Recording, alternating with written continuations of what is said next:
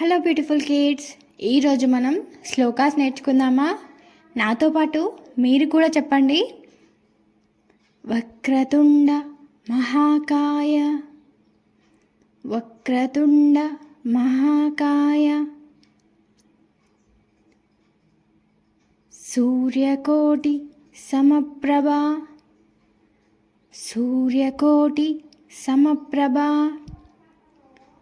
సూర్యకోటి సమప్రభా, నిర్విఘ్నం కురు మే దేవ, నిర్విఘ్నం కురు మే దేవ,